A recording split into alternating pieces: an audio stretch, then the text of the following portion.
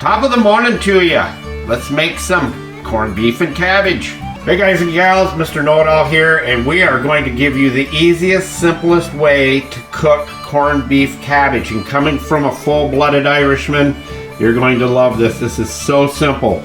Get your corned beef, cut the fat off you don't want on it, put it in your water. As you see how much I have in here, it's not that much, maybe just enough to cover the corned beef. You're going to boil your corned beef until you can pull it apart with 2 spatulas or 2 forks and it's breaking apart. Then you'll turn your heat to medium, because I'm going to boil this at a rolling boil for probably, I don't know, 4 or 5 hours until the meat breaks apart. You cannot do anything until the meat breaks apart. Then add your cabbage, cut it up as small or big as you want, throw it in there. Make sure you use the seed packets that you get with, and you can add more pickling spice. That's basically all it is. Cloves and that kind of stuff. Way easier than you think it is to do. Boil the meat till it's tender and falls apart. Throw the cabbage in.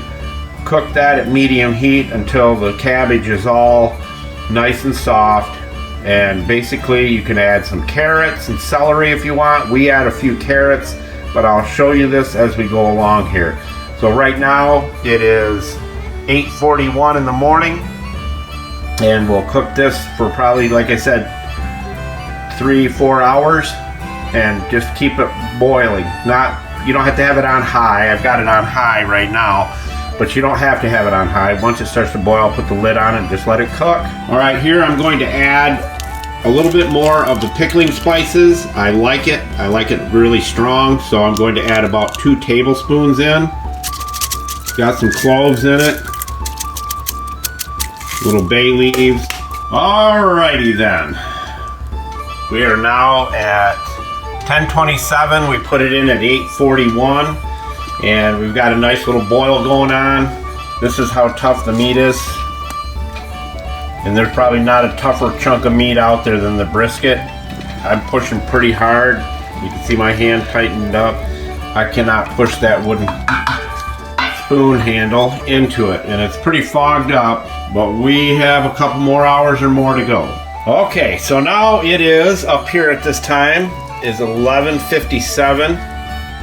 You can see that, and it's done. And this is what it should be when you know it's done, is to be able to take your and poke it down in there just like that. It should go right in simple. What I do is I just split it apart into 3 or 4 bigger chunks, and that's what you're looking for right there.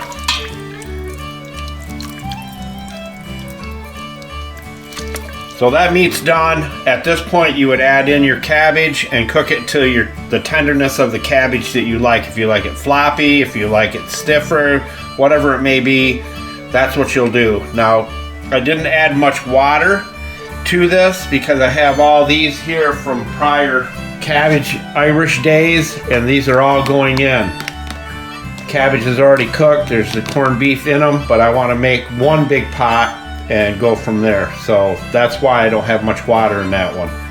All right, now it's time to cut the meat. And this is what I do. You can do it however you want. And what I like to do is I like to cut the meat so that it's about maybe 2-3 inches long. I like to have the stringers like this right here. So I would take that and I would cut it right there, and I'd leave that one. So these bigger pieces, basically like this.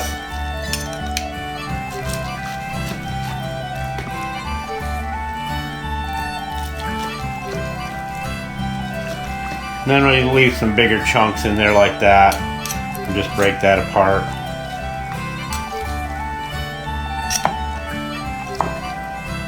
Like that, and then it'll all break apart once you put the cabbage in there and cook it down a little bit. Alright, let's cut up the cabbage. You want to peel these dead layers off the top. Anything that doesn't look edible to you, I mean, we could take that one off right there. And it's not that bad, just half. Alright, so here's where your core is going to be. I like to cut my cabbage large, And if you ever get, you know, Christmas comes around or birthdays, tell whoever buys you the best Christmas presents, this is one of the chef's knives you want, because this thing is amazing. So what I do is I cut it on an angle like this. Then I'll cut it on an angle like this. My core is right here. And believe it or not, when I was a kid, we used to get these from my mom or dad when they'd make this stuff, cabbage stew, and put salt on that and eat it. It's so good raw. I don't know why, but I leave it big, just like that right there. So those are ready to go. You don't want to cut the cabbage real small. I'm gonna cut that bad spot out of there, because it doesn't make it fun to eat, because you're trying to get this stuff out of there with a spoon. Make it big. So we have the meat sitting over here. We're going to cook the cabbage and then put the meat in on top of all these leftovers. This is from 323, and it's all still really good, frozen in our many freezers out there. We're kind of ready for zombie days, if they ever come. And you see how much water I have in here? Not much, just enough to cook this stuff up. And you never throw your broth away, you freeze it up, so that next year when you make cabbage stew, you add that in. It's an everlasting gobstopper of Irish goodness. So we'll turn that up a little bit. We'll let that cook up, add the meat back in, dump all the other stuff in, and we are good to go. Okay, it's all done, and you're ready to eat. A little salt and pepper, and you're good to go. Yum, yum. All right, it's all done. We added some carrots, but look how big this pot is. This is how big my hand is. This pot is massive. This is a very large pot of Irish goodness. But you see how big the leaves of the cabbage is? And there's lots of meat in there. This will last through any zombie days.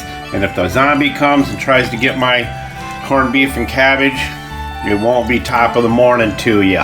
So with that, Mr. Know-It-All, out.